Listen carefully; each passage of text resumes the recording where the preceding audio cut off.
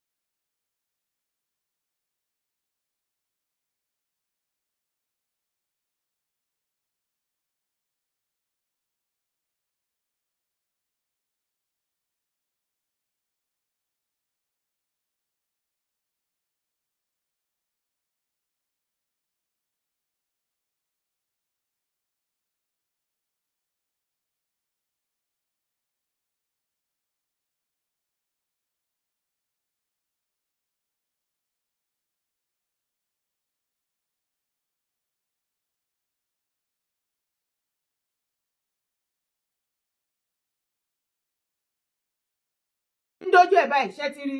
inú tèmi dùn ayọ̀ mi dẹ́kun òun ni mo ṣe ń tẹnumọ́ wípé both the state government and the federal wọ́n mọ̀ wípé starting la máa ń ní tátẹ́ bàbá Yésù tá à ń jí kíní yẹn á máa wálẹ̀ lára wa ẹ má jẹ́ ó wálẹ̀ o ẹ má jẹ́ ó wálẹ̀ o because ìwọ́de wọ́rọ́wọ́ mi ò ní ká wọ́de ká bá nǹkan jẹ́ ká àtàkì èèyàn bẹ́ẹ̀ ṣe ń ṣe wọ́rọ́wọ́ yìí is a very powerful message to the state government and to the federal ẹ̀yin lẹ́ẹ̀mọ́ yìí nǹkan tẹ́ ń ṣe nǹkan tẹ́ ń ṣe ìwọ̀nba yín tẹ́ ń bọ́ síta tẹ́ ń sọ̀rọ̀ tẹ́ ń ṣe ìwọ́de wọ́rọ́wọ́ You are sending a very powerful message both to the state government and the federal wípé ẹ ti ṣetán láti ṣe kíni bẹ̀rẹ̀ ikú tó pa bàbá wa lọ́wọ́ àwọn ọmọ àlè terrorists tí governor tí state àti federal bá ti kùnà àti rí pé wọ́n ti kùnà wọ́n ti disappoint ara wọn the whole wide world knows wípé failure ni wọ́n láti protect ẹ̀mí wa àti dúkìá wa àwa náà ti wá ṣetán báyìí láti ṣe kíni láti protect ẹ̀mí ara wa ẹ wá gbọ́ ẹ̀yin ìran mi wọ́n ní ìran ọmọ kóòtù ajíire ìran ọmọ Yorùbá wọ́n ní ọmọ àdùbúlẹ̀ ìjà níwọ́ ọmọ ṣàlọ̀ṣàlọ̀ kó tó jà ẹ wo iye ọdún tó ti ń pa wá tá a ti ń káwọ́rọ̀ tá a sọ pé kò sí ẹjẹ́ àṣà máa endure ẹ má jẹ́ àbá nǹkan jẹ́ ẹ má jẹ́ àṣegbá gbogbo bá ṣe ń pariwo àwọn àgbààgbà wa mú wa mọ́lẹ̀ ìgbà tó wá ń sọ orí àwọn ọkọ wa lọ́rùn wọn báyìí tó kó àwọn ọmọ 2 years 3 years tó kó sáhàámọ́ ṣé ara gbogbo wa ò balẹ̀ kí ó má lè máa continue láti máa ṣe kíni láti máa sọ orí àwọn ọkọ wa sọ̀kalẹ̀ ẹ jẹ́ ká máa ṣèwọ́de wọ́rọ́wọ́ mo dẹ̀ dúpẹ́ lọ́wọ́ Pastor Samson ní ìlú Àkúrẹ́ tẹ́ kó gbogbo àwọn èèyàn jáde tẹ́ ṣe ìwọ́de wọ́rọ́wọ́ we are super proud of you sir ẹ bá mi share fídíò ìkódọ́dọ̀ wọn ẹ̀yin mẹ́bà gbogbo on behalf of gbogbo àwọn ọmọ kóòtù ajíire original ọmọkọ lókè òkun I am representing them and we are saying thank you sir ẹ ṣé ẹ má relent o gbogbo ìgbà tẹ́ bá lè máa ṣe ni kẹ́ máa ṣe ìwọ́de wọ́rọ́wọ́ ni ó nice gan ni ṣé rí ìwọ́de tí ẹ ń ṣe wọ́rọ́wọ́ yìí ẹ mọyì ẹ bàbá ńlá powerful message àròkò òun lè fi ránṣẹ́ sí àwọn northern part of Nigeria àti state and federal government wípé ọ̀rọ̀ yìí ò ní lè wọ̀ kájá dúró kẹ́kùn dúró káwá fi rù ẹkùn ká fi lájá lọ́wọ́ ó ti pẹ́tẹ́ tí ṣe fún wa tá a mú mọ́ra ọmọ dùbúlẹ̀ jà ní wá ọmọ ṣàlọ̀ṣàlọ̀ kó tó jà lélẹ̀ níbi tá a bá dé àgbà kẹ́nìbọ̀dì kó wá máa pa wá lọ́kọ àṣòfò ọmọ mọ́ níbi tá a bá dé òun ni ìwọ́de yẹn wípé tí government both the state and the federal and the northern leaders and elders tí wọ́n sponsor àwọn terrorists tó ń kó wọn wọlé tó sọ di source of living wọn kí wọ́n lọ sowó agbẹjẹmọ́wọ́ àròkò lẹ́yìn náà ń pa sí wọn ṣebí wọ́n pàròkò orí bàbá Oyèdòkú fún wa ẹ jẹ́ káwa náà fàròkò ránṣẹ́ sí wọn ṣùgbọ́n àwọn ò ní behave like an animal bí ẹranko bíi tiwọn bẹ́ẹ̀ ṣe ń ṣe ìwọ́de wọ́rọ́wọ́ yẹn is very very powerful mọ how powerful it is ẹ continue ẹ má járí lẹ́ǹtì o ẹ má járí lẹ́ǹtì o ẹ̀yin CNS àti sẹ̀lẹ̀ ẹ̀yin white garment churches mo mọ̀ wípé ọ̀pọ̀lọpọ̀ yín lẹ̀ ń gbàdúrà ní church tẹ́ ṣe wá sí tẹ́ ń fún wọn ní information kọ́ ní kálukú bí àtàlát kò tí ì tó ọ̀rọ̀ yóò yọ yín kúrò ńbẹ̀ ó níye àwọn church yín tí wọ́n ti kó lọ ó níye tó ti pa nínú white garment church olùṣọ́ àgùntàn wọ́n gbé lẹ́nu ọjọ́ mẹ́ta iná ìbámu mọ́ sísà kan sùn tó ló wà nínú ẹ̀mí ọlọ́jọ́ méje pẹ̀lú màláìkà mímọ́ lára ẹ̀ náà fi kó bá sùn fún it's a disgrace on you white garment church ìgbà tá a máa ń rí yín tí èmi dára ti máa sábà rí ẹ̀yin white garment church tẹ́ máa ń wúlò nílẹ̀ kóòtù àjíire ilẹ̀ Yorùbá gbogbo nǹkan tó bá dé bá wa tẹ́ bá ti ṣe candle light àbí candle night fún èké tí Ọlọ́run bá pè sọ́dọ̀ nu yín lẹ́yìn yẹn ẹ wúlò síbi kankan kò síbi tá a ti gbà rí yín lórí ọ̀rọ̀ tó wà nílẹ̀ ẹ wá ṣe bẹ́ẹ̀ ni pé kò dọ́dọ̀ yín ṣé rí gbogbo ẹjọ́ tẹ́ ẹ rò online ẹ kì í ṣe blogger ẹ bọ́ sí gbòòrò kẹ́kọ́ wọn mọ́ kẹ́kọ́ kó wọn síta kẹ́ ẹ ṣe ìwọ́de wọ́rọ́wọ́ kẹ́ ẹ sọ̀rọ̀ fún ìjọba wípé ó tó gẹ́ ọmọlẹ́fì àfẹ́ ikú mọ́ nílẹ̀ Yorùbá à ń dúró dè yín o ẹ ti rí àjọ pè yín àtàwọn pentikosta ni ṣe ara àwọn pentikosta wọ́n ti bọ́ síta à ń dúró dè yín white garment church ẹ má wàá mẹ́mi orí burúkú online ẹ má wàá ríran orí burúkú lórí TikTok gbogbo yín tẹ máa ń jókòó sórí TikTok tẹ máa ń ṣí èrè bẹ́ẹ̀ ẹ bọ́ síta kẹ́ ló dún dín nífù ibẹ̀ ni kọ́kọ́ là ń lọ ó ti mọ̀ náà ó ti mọ̀ wípé ibẹ̀ ni kọ́kọ́ là ń lọ mo ní ọ̀rọ̀ yìí ti dójú ẹ̀ onírọ́ ni mò ń pa okay Yoruba imams the song group preaching extremism division day àlọ́ tó gé ọmọ Léfì ẹ̀gbọ́n nǹkan tí mo sọ. The League of Imams and Alfas in Yoruba land on Monday distanced itself from any organization or individual whose teaching promotes division, hatred, extremism, intolerance, discord, or any ideology contrary to the Quran and Sunnah in Nigeria. They insisted not to support any organization or individual promoting division contrary to the Quran and Sunnah, saying such organization or individuals cannot speak on their behalf. This was contained in a statement jointly signed and released in Ibadan, the Oyo State capital. It was jointly signed by the President of the League and Chief Imam of Ekiti State, Jamiu Kewulere, Vice President and Chief Imam of Ogun State, Saadulai Bangbola, Life Grand Patron and Chief Imam of Oyo State, Abdulgani Agbotomo Kekere, Chief Imam of Osun State, Musa Animashan, Chief Imam of Ondo State, Abdul Hakim Akorede, and Chief Imam of Ikorodu Division and Chairman Rabita Lagos, Shefiudin Ademoritan. Ẹ ṣé, gbogbo yín yẹn. God bless you. Ẹ ṣé, thank you. Ètì ẹ̀sìn Mùsùlùmí lọ́dọ̀ tèmi yèyé dára, gbogbo ẹ̀sìn ni mo fara mọ́. Ṣùgbọ́n àwọn ẹranko tó ti darapọ̀ máàrin wa, ẹ jẹ́ ká yọ wọ́n dànù bẹ́ẹ̀ ní yọ jìgá. God bless you. Ṣùgbọ́n kọ́rọ̀ mi lè yé yín, tẹ̀lé mi wá wo fídíò yìí. Number one, mo kí gbogbo ẹ̀yin Mùsùlùmí. Mo kí yín kú oríire. Ẹni tí ò bá mọ nǹkan ló máa rò wípé kò ń gbèjà Ọlọ́run. Ọlọ́run fúnra rẹ̀ ọba tó gbèjà ara ẹni. Ọba tó tú orúkọ ara ẹ̀ ṣe ni àìmọ̀kan ní jẹ́ kéèyàn sọ wípé mò ń gbèjà Ọlọ́run. Nígbà tí wọ́n máa sọ̀rọ̀ wọ́n ní wọ́n sọ wípé àwọn bandit sọ wípé kí wọ́n impose Sharia law. Máa gbọ́ bashing here and there. Wọ́n ní àwọn bandit tún sọ wípé 1 billion. Wọ́n ní àwọn bandit tún sọ wípé kí wọ́n ṣí àwọn ẹlẹ́wọ̀n sílẹ̀ tó jẹ́ ara wọn àti bẹ́ẹ̀ bẹ́ẹ̀ lọ. Obìnrin principal tó wà nínú igbó, she's just a woman like you and I tó lọ síbi oúnjẹ òjò ẹ̀,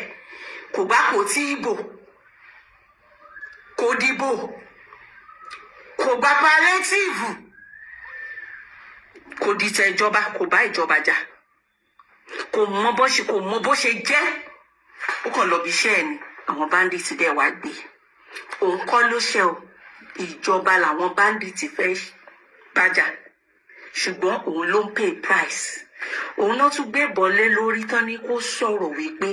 àwọn ò bẹ̀rẹ̀ Sharia law, àwọn ò dẹ̀ béèrè 1 billion. Àwọn ẹlẹ́wọ̀n làwọn ní káwọn tú sílẹ̀, bó tiẹ̀ jẹ́ wípé ẹlẹ́wọ̀n tó ní kán tú sílẹ̀ náà kò ń ṣara ẹ̀. Nítorí tán bá tú wọn sílẹ̀ náà àwa náà máa dà láàmú. Ṣùgbọ́n ìyẹn kù sọ́wọ́ ìjọba tọ́mọ bó ṣe máa fi ogun òtòlótó. Kọ́mọ báwọn aráabí ṣe máa délé, àwa ò mọ̀ nípa ohun tá a mọ̀ ní wípé a fẹ́ kí wọ́n délé láyọ̀ àti àlàáfíà bí ìyàwó àbí bí ìyá àbèjì àbúrò Adédìbú ṣe dé ilé ní ayọ̀ àtàlàáfíà. Ṣé wá rí ẹ̀yin ajá olóṣèlú tẹ́yìn choose ọ̀rọ̀ wa, tẹ́yìn fún ọ̀rọ̀ tiwa ní interpretation just to witch hunt us. Tẹ́yìn competition ẹ wá ṣe rí tí Ọláyínká Bello nígbà tí mo rí tó sign petition tó lòun forward yẹ kò jọ mí lójú torí wípé mo mọ ibi tó ń dùn. Akamẹ́wọ̀làkà pẹ̀lẹ́ kí tiẹ̀ lórúkọ Mùsùlùmí ẹ̀jàre kí lè máa pè ẹ́. Ojú tún gbà mí tí lẹ́ẹ̀kan sí fún ẹ Mẹ́wọ̀làkà. Fídíò jáde tàì jáde ó dẹ̀ ń jẹ́ kó máa bú kó fẹ́ máa jẹ́ kó máa béèrè wípé ìran wo ló ti wá. Àbí àwọn fámílì ọmọ ilẹ̀ ibo ni ẹ nílẹ̀ kó tó àjíire ilẹ̀ Yorùbá. Ìran ire ló ti wá. Ṣé bá wà tá jọjọ́ ọmọ ìran kan náà rèé. Iléṣà tó ti wá. Wọ́n gbájúmọ̀ wọ́n gba láfẹ́. Olóríire ẹ̀dá lọmọ Iléṣà. Àwọn ọmọ Iléṣà ọmọ olóbì kan wọ́wọ́ tiri wọ́. Ọmọ olóbì kan wọ̀wọ̀ tiri wọ̀. Wọ́n lélẹ̀ tó bá jẹ́ tẹni awọ̀ sẹ́rù ẹni. Èyí tí ò bá jẹ́ tẹni irú wọn wọ̀ sínú igbó. Ẹranko burúkú ló máa múrú wọn jẹ. Wọ́n ní kò sí nǹkan tó ń fọ̀gẹ̀dẹ̀ ṣe níjẹ̀ṣà lúléṣà ẹ̀yẹlé jẹ́. Iléṣà ìjẹ̀ṣàrú máṣọṣẹ ọ̀tàlà bó ṣe àwọn olóríire ẹ̀dá adùnbárìn adùnbátò ó dẹ̀ fẹ́ sọ wọ́n lórúkọ tí ò ṣe tiwọn pẹ̀lú àbòsí ayé òfò tó wá. Mẹ́wọ̀làkà ojú gbà wá tì fún ẹ gbogbo àwa ọmọbìnrin gbogbo àwa ìyá you a disgrace to us lórí fídíò òfò tó ṣe síta ìjọ wo ló become a Muslim gangan tó gun dé tó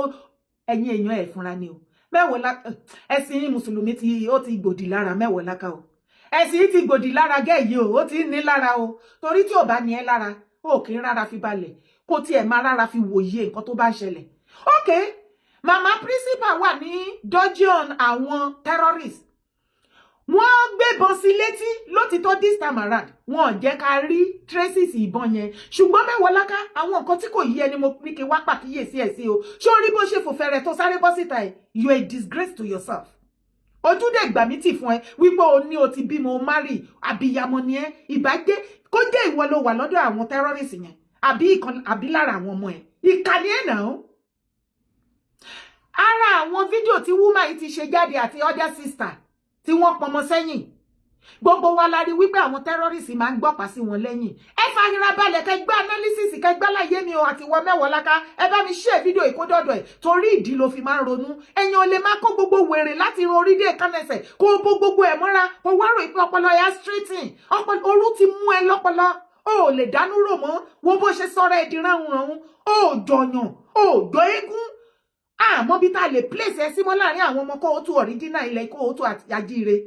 torí ìmúra ẹ ti gbòdì gbogbo nǹkan ẹ̀sìn mùsùlùmí ti gbòdì lára ẹ ṣé o rò wípé gbogbo ránran tó kó sí tó jọyàn ó dàbí ẹranko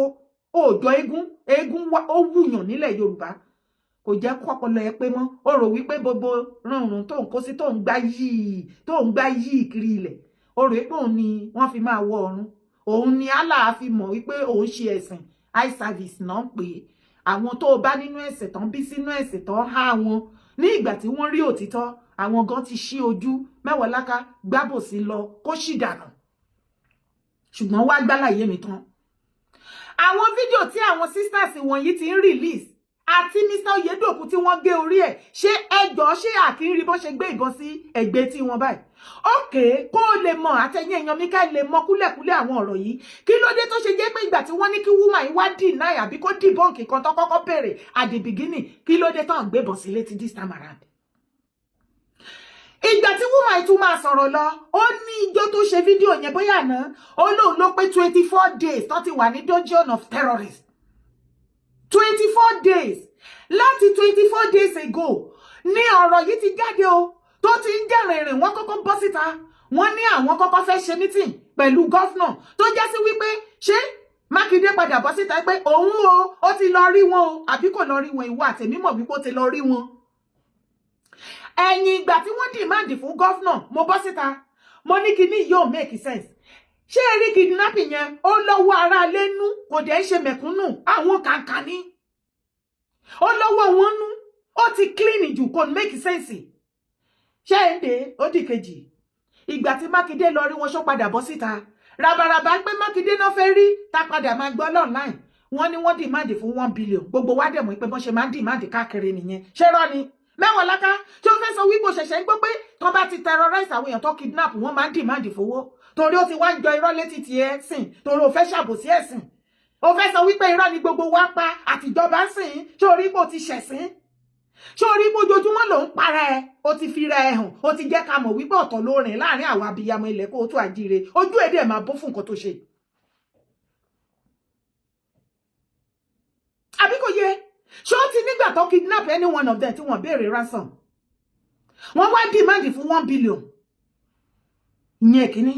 ẹlẹ́ẹ̀kejì wọ́n ní kọ́kọ́ oúnjẹ wá mẹ́wàá láká etí inú ẹ̀ fọ́ títa ẹ̀ ò gbọ́ràn àbí ní Èkìtì some months back wọ́n kidnap màmá arúgbó wọ́n bá sùn títí ìyá yẹn kú sábẹ́ wọn gbogbo media house ní Nàìjíríà ló gbé ìgbà tó ní káwọn á gbé òkú ìyá wọ́n demand fún oúnjẹ wọ́n demand fowó wọ́n demand fún cigarette drug oríṣiríṣi wọ́n tún wá ṣe paríparí ẹ̀ wọ́n wá demand fún virgin kan mú virgin wá mẹ́wàá lákẹ́sọ fẹ́ sọ fún wọn pé wọ́n fún àwọn wèrè yẹn ní virgin kó tó release òkú yẹn àbúrò wípé gbogbo wa lásùn tọ́pọlọ wá dorí kodò gbogbo wa lámọ̀ pé wọ́n lọ fún àwọn terrorists ní virgin ọmọ wo ni virgin tí wọ́n lọ fi ṣàgbákò tán fi rúbọ òfò àtàdánù yẹn kó máa rónìkùn Nàìjíríà Èkìtì state government mẹ́wàá láká gbogbo nǹkan báyìí ṣẹlẹ̀ ìwọ tún bọ́ síta pé irọ́ ni ó yẹ kán kí mùsùlùmí kú oríire kíni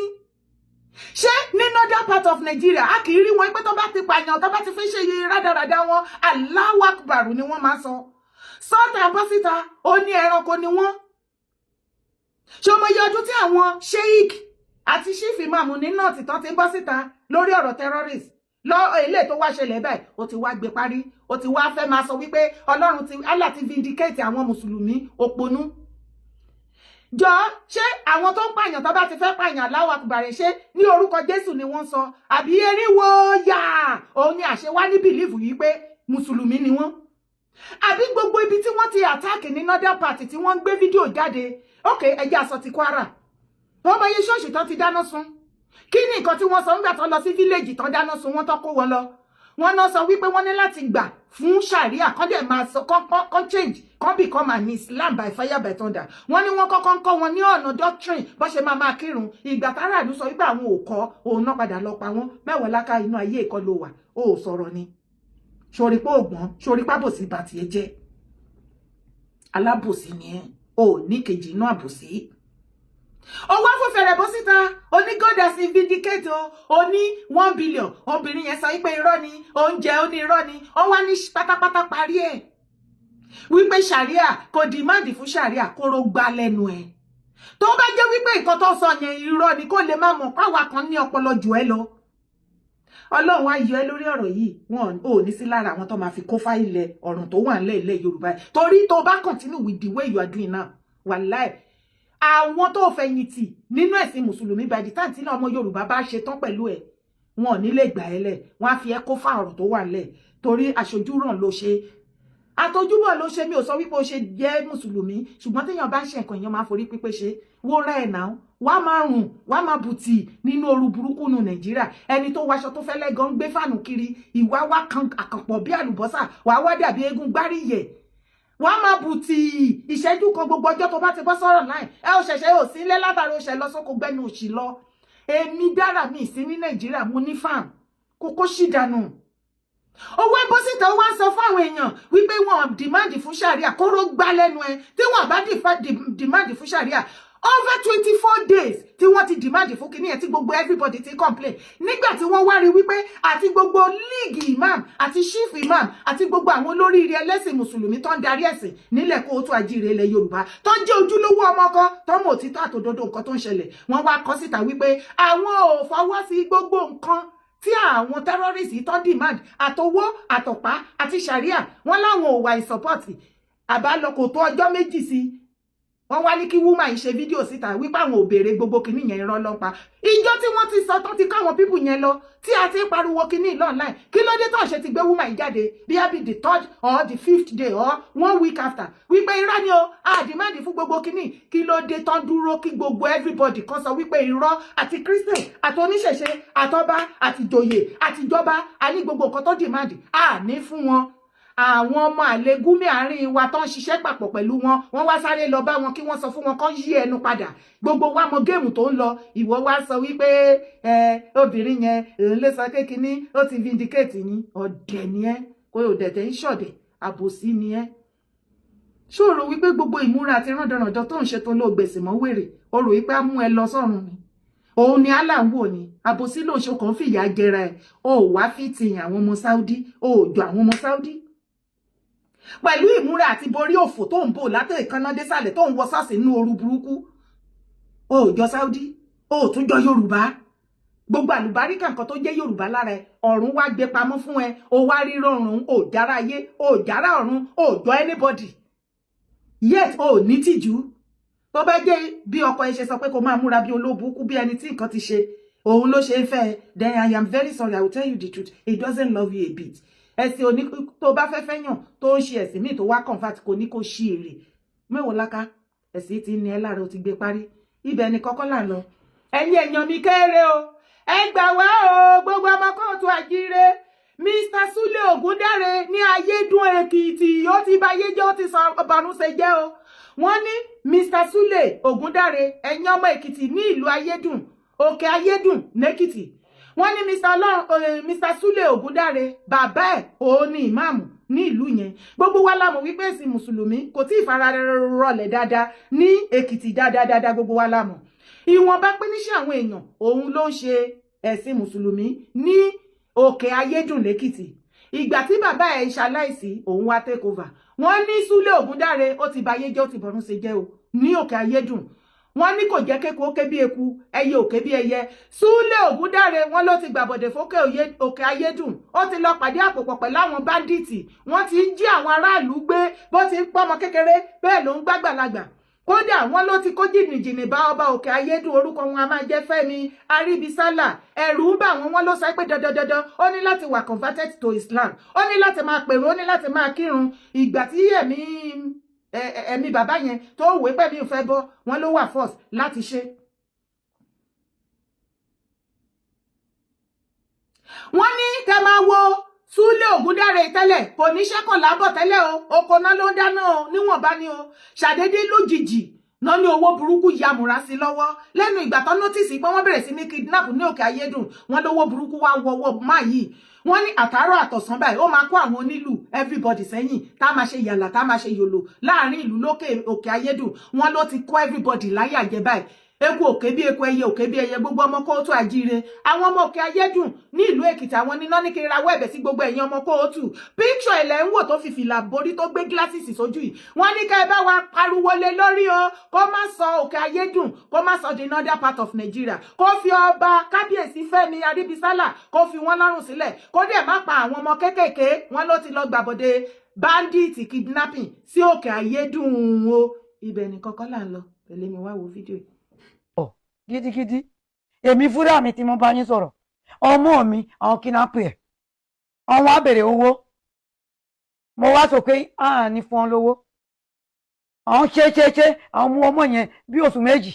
ó wà pẹ̀lú wọn àsìkò no cash àwọn bèrè 80 million mo ní a ní fún ọ lówó ọmọ yẹn wà lọ pa ọmọ yẹn a dì sí báyà rí ikú ẹ̀. Orúkọ mi ni Alhaji Yakubu Bello Sarkin Fulani ní Ọ̀yọ́ State. Alhaji, gẹ́gẹ́ bí awuyewuye tó ń ṣẹlẹ̀ lórílẹ̀‐èdè Nàìjíríà gẹ́gẹ́ bí ẹ sì jẹ́ Ṣẹ́ríkí Fúlàní fún gbogbo Ọ̀yọ́ State báwo ni àwọn nǹkan yìí báwo ni ó ṣe rí lára yín àbẹ́ kí ni àwọn nǹkan tí ẹ̀yin náà ti rí sí? Nǹkan tó ṣẹlẹ̀ yẹn nǹkan tí ó dáa ni nǹkan tí ó dáa kò ní orúkọ méjì o kò dáa náà ni. Nǹkan tó ṣẹlẹ̀ yẹn pé ìjọba náà ni à ń rò ìjọba kó gbé ìgbésẹ̀ lérí nǹkan tí ń ṣẹlẹ̀ kó ní ìpinnu torí àwọn yẹn tí ń ṣe ìbàjẹ́ àwọn ọmọ ẹnìkankan àwọn fi ẹnìkankan sílẹ̀ àwọn tí ń ṣe ìbàjẹ́ gẹ́gẹ́ bí kidnapper àwọn fi Fúlàní lẹ̀ àwọn fi Yorùbá lẹ̀ àwọn fi Haúsá lẹ̀ àwọn fi Ìgbò lẹ̀ tí ara wa nìkan ló mọ̀ àwọn tá jẹ́ ará ìlú pẹ̀lú àwọn tá jẹ́ ìyá Fúlàní tá wà nínú ìlú ìsọwọ́sowọ́pọ̀ láàrin wa ká kojú dá àwọn tí ń ṣe ìbàjẹ́ kí Ọlọ́run kó tú àṣírí wọn ká fún ìjọba ní sọpọ́tà. ní kíni àti ìbẹ̀rẹ̀ ọba àwọn Fúlàní ní Ọ̀yọ́ State ẹ farabalẹ̀ ẹ fi kí ara burúkú balẹ̀ àti ìbẹ̀rẹ̀ ṣì ń wọ́n mọ̀pù lọ́wọ́ torí gbogbo yín lẹ máa ṣàlàyé gbogbo òríjìnà ọmọ kọ́kọ́ tó ajíire ó yẹ bá mi sọ fún ọba àwọn Fúlàní Saki Fúlàní ní the whole of Ọ̀yọ́ State and the whole of kóòtù ajíire ilẹ̀ Yorùbá ẹni gbogbo wọn náà ní àlàyé tó máa ṣe una go explain tired níbi tá a bá dé ọmọ kóòtù ajíire torí ẹ bá pé má dìfẹ́ǹdì ẹ ní Fúlàní Haúsá kankan ní àdúgbò yín àbí ní street yín àbí ẹjọ́ ń tajà bí anything gbogbo wọn má rò wípé wọ́n máa fi wàjọ ìwọ ọmọ kóòtù ajíire tẹ́ ẹ máa ń gbàbọ̀dẹ̀ fún ìran ara yín kò sọ́jọ́ tí Fúlàní bọ̀ wá gbàbọ̀dẹ̀ fún Fúlàní ẹgbẹ́ wọn ò mọ nǹkan kan pa ẹ̀ wọn ò mọ nǹkan kan pa ẹ̀ náà máa sọ tó o bá wo northern part of Nigeria tán ti fẹ́ para wọn tán ṣé wọn ò máa bọ́ síta wípé kò ń ṣàwọn báwo lọ̀rọ̀ àwọn eléṣẹ́ wá yẹ̀ yín lẹ́nu 31 gọ́ ó ní wọ́n jí ọmọ òun gbé wọ́n pa kọ́lọ̀ kó tẹ ọmọ ẹ̀ sáfẹ́fẹ́ rere bàbá Sákí ẹran ọba ló fi ṣe ọba jẹ bẹ́ẹ̀ ni nígbà tó bá tó àsìkò gbogbo yín la máa shift pátá lọ sí north àti ẹ̀ kọ́kọ́ fẹ́ fọ ilẹ̀ kó o tún àjíire ilẹ̀ Yorùbá afẹ́fọ́ mọ́ jàre kí gbogbo yín ti ẹ̀ sì gbádànù ẹ padà lọ sílùú yín náà ẹ má rò ó pin sọ́dọ̀ wa mọ́ ẹ jẹ́ àkọ́kọ́ tú ilẹ̀ tò náà tá a bá wá ṣe tán tí gbogbo nǹkan bá wá tá a bá feel like I need yín again àjẹkẹ́ máa mọ̀ ṣùgbọ́n lọ́wọ́ yìí ẹ sọ bẹ́ẹ̀ gbogbo ọmọ kan tún àjíire olóríire ọmọ kan ó yá dúró wám lórí ẹsẹ̀ lọ́jọ́ ìgbogbo security